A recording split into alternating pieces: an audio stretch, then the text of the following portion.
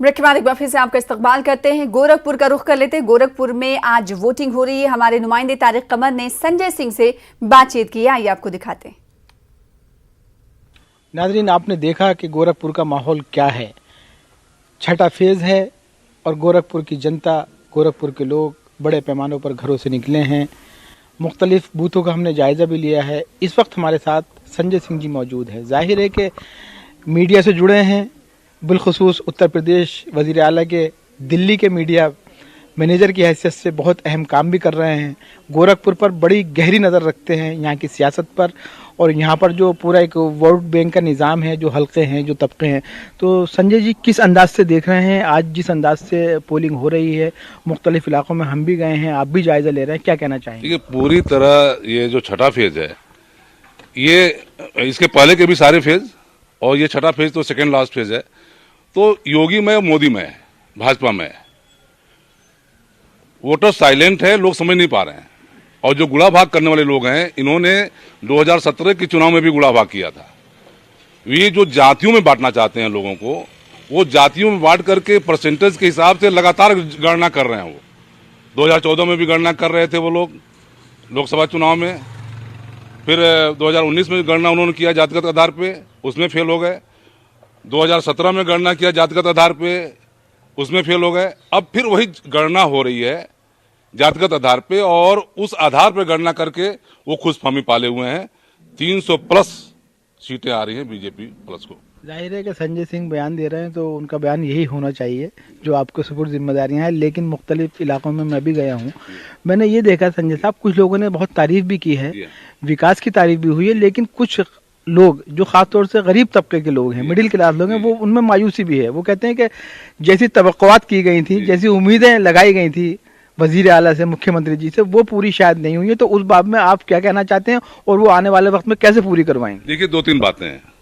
योगी जी ने बराबर अपने जनसभाओं में बात बोली है कि 80 + 20, तो ये वही 20% लोग हैं जो हमेशा विरोधी हैं, विरोधी रहेंगे, विरोधी थे। आप उनसे कभी खुश होने की उम्मीद न पालिए और न पालना चाहिए। जो आदमी लगातार सिर्फ विरोध के लिए विरोध कर रहा हो, आप देखिए कि राशन मिल रहा है लोगों को। मैं तमाम ग्रामीण इलाकों में मैंने भ्रमण किया, मैं लगातार चुनावी उसमें मैं भ्रमण कर रहा हूं। मैं देख रहा हूं कि जिनके पास मकान नहीं थे, वे गरीब, चाहे वो किसी जात किसी धर्म का हो, चाहे वो मुस्लिम हो चाहे हिंदू हो, भाई मुस्लिम देख करके तो मकान मिल नहीं रहे। मैं पड़ौना के गांव में गया था, मैंने देखा कि एक बुढ़िया मिली मुझे, वो मुस्लिम इलाका था और वो गांव था और वो लेबर क्लास के लोग थे। मैंने उस बुढ़िया से पूछा कि भाई किसको वोट देना इस बार, और मैंने अपना नाम बदल करके बात की ताकि वो मतलब किसी डर में ना वोट कर। मैं उसी का बिरादर बन के मैंने बात की। उसने ये बोला कि बाबू, हमने कभी कल्पना नहीं किया था, वो अपनी भाषा में बोली, कि हमारा अपना भी पक्का मकान होगा। और पक्का मकान हुआ, लोग आए गए, कितनी सरकारें आई गई, झोपड़ी की झोपड़ी रह गई, और लोगों ने डरवा करके कि आ जाएगी बीजेपी तो खा डालेगी। कहां खाई भाई? आप देखो कि 5 सालों में कोई दंगा हुआ, कोई फसाद हुआ, और जो लोग बुलडोजर से डर रहे हैं, कौन डर रहा है? वे डर रहे हैं जिन्होंने अकूत धन संपदा कमाया है। किससे? काली कमाई करके, वे डर रहे हैं। अच्छा, ये जो 80-20 वाला मामला है, इस 20% को भी साथ क्यों नहीं लाना चाहते हैं? आप इनको भी ले आइए। चाहते हैं, लेकिन अगर आप ये मान के बैठो कि हमें संजय सिंह से मोहब्बत नहीं करनी है, आप मुझसे अगर दुश्मनी पालना चाहते हो, तो आप मेरे पास नहीं आओगे। ऐसा भी नहीं है कि वो जो 20% है उनको चिन्हित करके उनके खिलाफ कोई कार्रवाई हो रही है या उनको योजनाओं में भागीदार नहीं बनाया गया है। योजनाएं तो सबके लिए हैं, सबको योजनाएं मिल रही हैं। आप देखो कि क्या चाहिए इस प्रदेश में। मैं 30 साल से जर्नलिस्ट हूं। मैंने दैनिक जागरण यहीं गोरखपुर से पत्रकारिता शुरू की थी। 30 सालों में मैंने बहुत बदलाव देखा है। इस 5 सालों में इसी शहर में शाम को महिलाएं निकलती नहीं थी, 9 बजे के बाद, 10 बजे के बाद, 8 बजे के बाद। इस गोलघर यहाँ का कनाट प्रेस मान सकते हैं आप, वहां का बनिया हमेशा डरा रहता था। 4 लोग 10 लोग जा रहे हैं और फ्री में सामान उठा ले रहे हैं, कट्टा दाग के चल दे रहे हैं। आज किसी को औकात नहीं, किसी की हिम्मत नहीं है। पूरे प्रदेश की बात कर रहा हूँ। मैं दिल्ली में रहता हूँ, वहां योगी जी का मीडिया देखता हूँ। मैंने पश्चिमी उत्तर प्रदेश का भ्रमण किया, मुजफ्फरनगर, शामली सब देखा मैंने, क्या स्थिति थी वहां पे। बहुत शुक्रिया आपका। ये थे संजय सिंह जी, जिन्होंने अपने तौर पर अपने ख्यालात का इजहार किया, और वो बहुत पुरुउम्मीद नजर आते हैं कि आने वाला वक्त जो होगा वो गोरखपुर के अवाम के लिए मजीद बेहतरी के पैगाम लाएगा। हम भी यही उम्मीद करते हैं कि ऐसा ही हो, लोगों को ज़िंदगी की वो तमाम तर सहूलियात फराहम हो जाएं जिससे वो कहीं ना कहीं अभी तक महरूम रहे हैं। कैमरामैन हरीश के साथ न्यूज़ 18 उर्दू के लिए गोरखपुर से तारिक कमर। तो हमारे नुमाइंदे तारिक कमर सुबह से गोरखपुर से रिपोर्टिंग कर रहे हैं। कुछ लोगों से भी उन्होंने बातचीत की है, आइए आपको दिखाते हैं। इस वक्त गोरखपुर के खूनीपुर नखास में मौजूद हैं।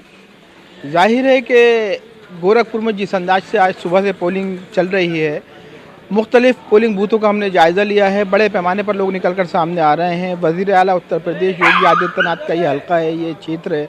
आइए कुछ और लोगों से बात करते हैं कि आज जो पोलिंग हो रही है, वोट दे रहे हैं आप लोग, किन बुनियादों पर दे रहे हैं, क्या प्रॉब्लम आपके सामने है?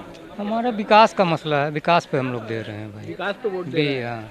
क्या गोरखपुर में कारोबार की हालत क्या है? कारोबार बहुत बेकार चल रहा है, इसी मुद्दे पे वोट हम लोग का चल रहा है। इसमें कारोबार से मुतमईन नहीं है आप?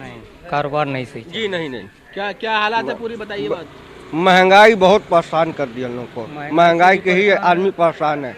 जो 300 का सिलेंडर 1000 हो गया। बताइए 200-400 रुपये कमाने वाला क्या खाएगा, क्या किराया देगा, क्या स्कूल के बच्चों को पढ़ाएगा? बच्चों की तालीम कैसी हो रही है? बेकार हो रही है, कोई कुछ नहीं हो पा रहा महंगाई से। या क्या वाकई यहाँ के लोग खुशहाल हैं? खुशहाल तो खैर नहीं है, यहाँ पर दिक्कतें बहुत हैं। जैसे रोड नहीं बनती है, नालियाँ नहीं बनती हैं यहाँ बहुत कहा गया है तब जाके बनी हुई है। यहाँ पानी लग जाता है, ये सब बहुत दिक्कतें मोहल्ले के अंदर पानी है। रोजगार की क्या हालत है? रोजगार तो बहुत बैठते हुए चला जा रहा है, कारोबार बैठता चला जा रहा है। भाई ये बताइए कि स्टूडेंट्स को क्या चाहिए, स्टूडेंट्स के लिए क्या बेहतर होना चाहिए? क्या हुकूमत मौजूदा दौर में कुछ कर पा रही है बेहतर? कुछ नहीं कर पा रही सर। सबसे पहले तो अब इंटर के बाद पहले हम लोगों को वो करना पड़ेगा। सबसे बड़ा तो मुद्दा जब हमारे इतने बड़े मिनिस्टर कह रहे हैं कि इंटर के बाद 12वीं करना पड़ेगा, पहले तो वो डिग्री लेना पड़ेगा, फिर उसके बाद पता नहीं रोज़गार मिलेगा कि नहीं मिलेगा। वो तो स्लिप ऑफ द टंग है, जबान फिसल भी जाती है। खैर आपने अपनी बात रखी, अच्छी बात है। आप ये बताइए कि जो कारोबारी हालत है गोरखपुर की वो क्या है? क्या लोग यहाँ पर खुश हैं या क्या चाहते हैं आप? कारोबारी हालत तो आपको भी पता, हमको भी पता है। सब बिजनेसमैन सब परेशान है। जीएसटी भी लागू हो गई, 1 लाख का माल बिकने पर 18,000 रुपये टैक्स देना पड़ रहा है। आगे आदमी कमाएगा क्या और क्या बेचेगा? जैसे मान लिया राशन ने आपने दे दिया तो उसके साथ और कुछ भी चाहिए ना, जैसे मसाला है और कुछ है। गैस इतना महंगा हो गया है, 1000 रुपये करे, पहले 400 था, अब ये 1000 रुपया मिल रहा गैस का। महंगाई इतना आगे बढ़ रही है, उसमें क्या किया जाए भाई?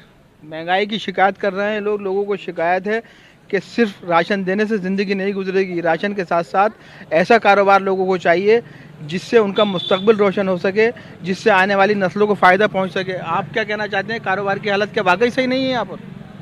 कारोबार तो वाकई जो है बहुत वो हो रहा है, डाउन है। हाँ डाउन चल रहा है, और एक ही आदमी के ऊपर नहीं, हर एक के ऊपर है।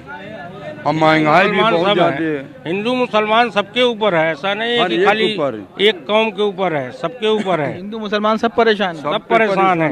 ये तो आपके उनका योगी जी का क्षेत्र है और योगी जी का इलाका है। योगी जी का इलाका है, योगी जी जो कहेंगे वो लोग करेंगे। तो मतलब तरक्की नहीं हो पाती, मतलब नहीं है। हाँ,